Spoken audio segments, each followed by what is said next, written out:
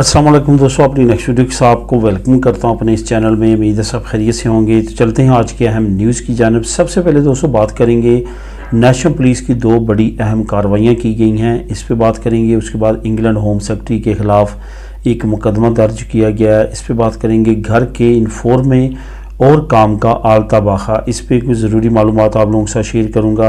उसके बाद अरेगो सोशल और अरेगो फार्मेसियन वालों के लिए कुछ अहम मालूमात है जो आप लोगों के साथ शेयर करूंगा। दोस्तों आप लोगों को ये बताता चलूं कि नीचे आपको जो लिंक मिलेंगे वो नेशनल पुलिस की जो दो बड़ी कार्रवाइयाँ हैं उससे रिलेटेड आपको लिंक मिलेंगे। इंग्लैंड से रिलेटेड जो कार्रवाई की गई है वो लिंक मिलेंगे, यानी कि नेशनल पुलिस की जो दोनों कार्रवाई हैं दोनों के लिंक आपको लिंक नंबर 1 लिंक नंबर 2 मिलेगा, और जो 3 लिंक है वो इंग्लैंड होम सेक्रेटरी से मतलब जो मुकदमा दर्ज किया गया है उस पर आप लोगों को लिंक मिल जाएगा। उससे ऊपर 2 चैनल्स के लिंक होंगे, चैनल नंबर 1 और चैनल नंबर 2।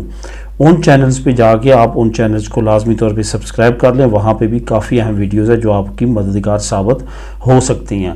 दोस्तों नेशनल पुलिस की बड़ी कार्रवाइयाँ कौन सी हुई हैं, सबसे पहले तो आपको ये बताता चलूँ कि जैसा कि आप जानते हैं कि जाली सर्टिफिकेट जो बनाई गए नेशनलिटी के लिए उस पर भी कार्रवाई जारी है और उस पर मुकदमा दर्ज हो रहे हैं, लेटर्स मिल रहे हैं, और ये सारी चीज़ें जो हैं वो अपडेट्स आपको मैं देता रहता हूँ। कुछ नई अपडेट्स हैं, हो सकता है आने वाले चंद दिनों में मैं वो आप लोगों के साथ प्रोवाइड करूँ, उस पर अभी मज़ीद कन्फर्मेशन की ज़रूरत है।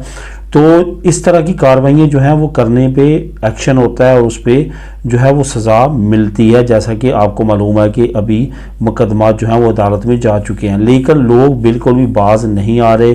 कुछ नई एक्टिविटीज़ उन्होंने की हैं जिसकी वजह से वो भी पकड़े गए हैं, और उन्होंने भी कुछ इसी तरह का काम किया। हुआ क्या कि दिल या दोस्त का जो एग्ज़ाम है उसमें एक बंदा बैठा किसी और बंदे की जगह जाली अपने फेक डॉक्यूमेंट बना के, यानी कि उसने अपने डॉक्यूमेंट पे अपनी पिक्चर लगाई होगी, नाम तमाम डाटा जो है उस बंदे का ही होगा। तो इस तरह से उसने वहाँ पे बैठ के जो एग्ज़ाम है लैंग्वेज का वो करने की कोशिश की, लेकिन जैसे तैसे करके उनको इन्फॉर्मेशन मिली और उनको शक गुजरा या जो भी हुआ, उन्होंने उस बंदे को जो है वो पकड़ लिया। उसके बाद जब तहकीकात हुई तो उसके पीछे एक बाकायदा मनज़्ज़म तरीके के साथ ये तमाम प्लान जो है वो पकड़ा गया।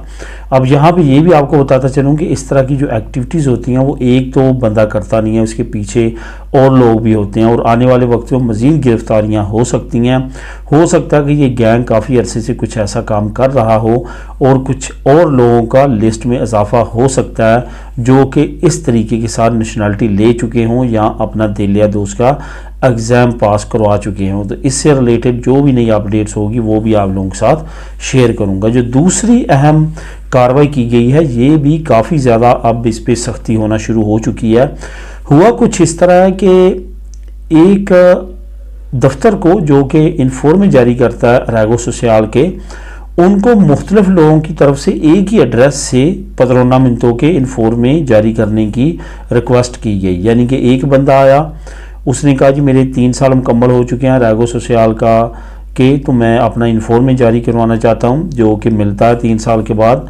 अजंता मिंटो ने उसको इशू किया, एक और आया, एक और आया, एक और आया, इस तरह करके 15 लोग जो हैं वो सेम डायरेक्शन से आए और उन्होंने अपनी 15 मिनटों के इन्फॉर्म जारी करवाए।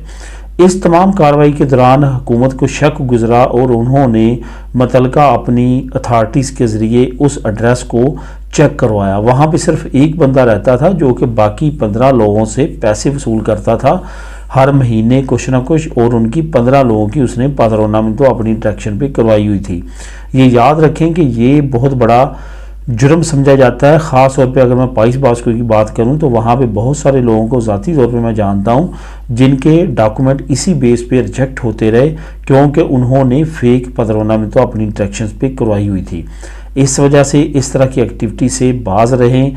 अगर आपने किसी रिलेटिव की, किसी जानने वाले की या कोई ख़ास तल्लक वाले बंदे की 15 में तो करवानी भी है तो एक ख़ास लिमिट में रखें।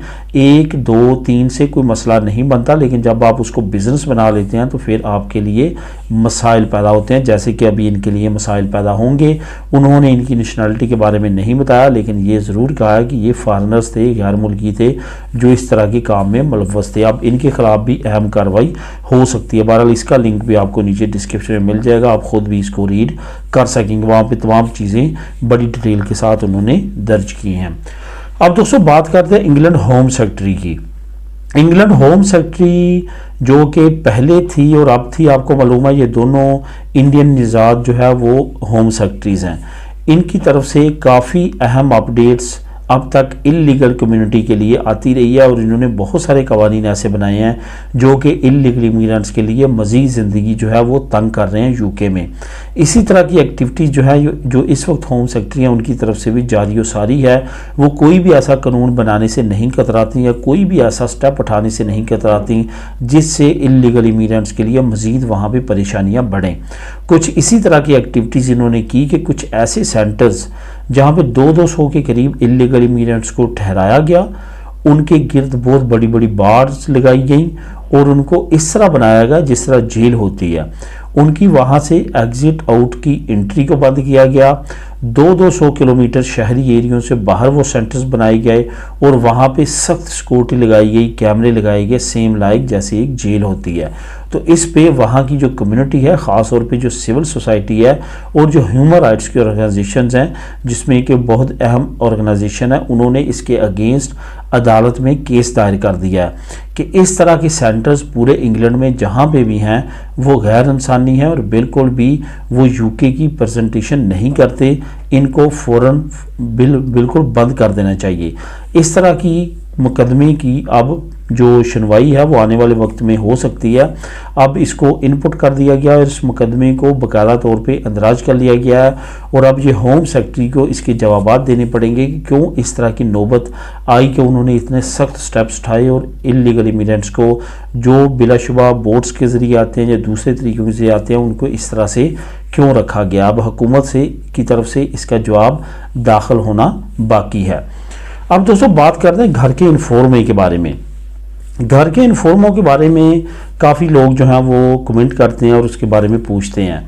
सबसे पहली बात दोस्तों कि जब आप मुझे कमेंट करते हैं तो मुझे बताया करें कि आप किस शहर से कर रहे हैं, क्योंकि मुख्तलिफ शहरों से मुझे इन्फॉर्मेशन भी इसी चैनल के ज़रिए मिलती है और बहुत सारे क्वेश्चंस भी इसी चैनल के ज़रिए मिलते हैं और वो क्वेश्चंस को और जवाबात को मैच करके आपको आंसर देने की काबिल होता हूँ। लेकिन जब आप मुझे अपना सिटी ही नहीं बताते तो मैं आपको नहीं बता सकता कि आपके इन्फॉर्मे कितनी देर में आएंगे।